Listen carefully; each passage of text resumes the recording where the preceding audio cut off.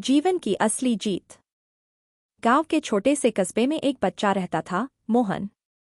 वह हर चीज में बहुत उत्साही और आत्मविश्वासी था, लेकिन उसकी एक आदत थी कि अगर कोई काम उसे मुश्किल लगता तो वह उसे छोड़ देता था। किताबों में पढ़ाई हो या खेल का मैदान, अगर मोहन को लगता कि काम थोड़ी भी मेहनत या समय लेगा तो वह जल्दी ही हार मान लेता। उसका यह स्वभाव था कि हर चीज जल्दी पूरी होनी चाहिए, बिना किसी संघर्ष के। एक दिन गांव में एक बुजुर्ग बाबा आए। उनका चेहरा बहुत शांत और अनुभव से भरा हुआ था। उन्होंने गांव के सभी बच्चों से कहा, जो इस पहाड़ की चोटी तक पहुंच जाएगा उसे मैं जीवन का सबसे बड़ा रहस्य बताऊंगा। मोहन को यह सुनकर बहुत खुशी हुई। उसकी आंखों में चमक आ गई।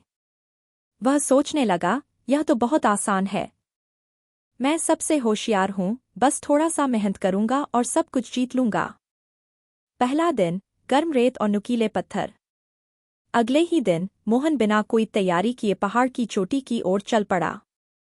सूरज बहुत तेज था और गर्म रेत में चलना बहुत मुश्किल हो रहा था।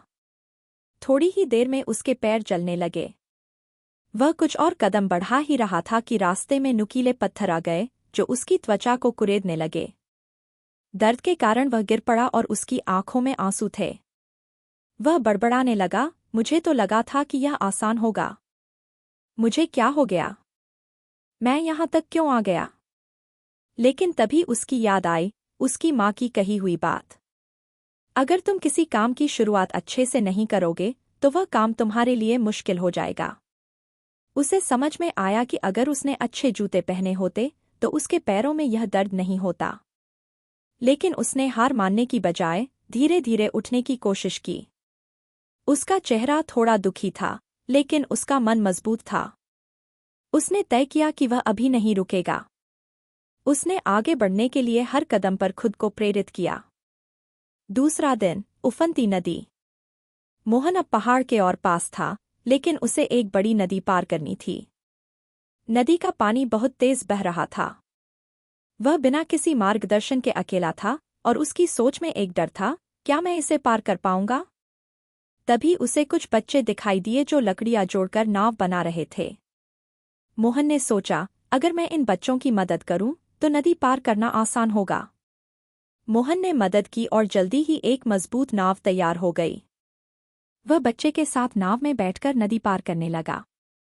नदी की तेज लहरों के बीच मोहन को महसूस हुआ कि अगर वह अकेले कोशिश करता तो शायद नदी पार न कर पाता। उसने सीखा कि अकेले सब कुछ करना कठिन होता है, लेकिन जब हम मिलकर काम करते हैं तो बहुत सी मुश्किलें आसान हो जाती हैं। उस दिन मोहन के मन में एक नया विचार आया, सही रास्ता चुनना, दूसरों से मदद लेना और अपनी कोशिशें साझा करना सफलता की कुंजी है। तीसरा दिन, तेज हवा और ऊंची चढ़ाई। अब मोहन पहाड़ की चोटी से बस थोड़ी ही दूरी पर था, लेकिन रास्ता बहुत खतरनाक था। हवा तेज थी और उसे बहुत थकावट महसूस हो रही थी। जैसे जैसे वह चढ़ाई कर रहा था, उसकी सांस तेज होने लगी और पैरों में दर्द होने लगा। वह सोचने लगा, अब मैं और नहीं कर सकता। क्या मुझे सच में यह करने की शक्ति है? लेकिन अचानक उसे अपने बाबा की याद आई। बाबा ने कहा था, जो कभी हार नहीं मानता वही सच्चा विजेता है। मोहन ने एक गहरी सांस ली, अपनी आंखों में दृढ़ता दिखाई और फिर से चढ़ाई शुरू की। वह गिरा, लेकिन फिर से उठ खड़ा हुआ। वह सोचने लगा, मैं गिरने से डरता नहीं, मैं फिर से उठकर आगे बढ़ सकता हूँ। हर कदम के साथ वह मजबूत महसूस करने लगा। उसकी आंखों में अब आत्मविश्वास था और एक दृढ़ संकल्प था कि वह इस चोटी को अवश्य हासिल करेगा। चोटी तक पहुंचने का एहसास। आखिरकार मोहन चोटी तक पहुंच गया। उसकी आंखों में आंसू थे, लेकिन इस बार वे आंसू खुशी के थे। उसने ऊंचाई से नीचे देखा और उसे महसूस हुआ कि यह यात्रा इतनी आसान नहीं थी जितना उसने पहले सोचा था।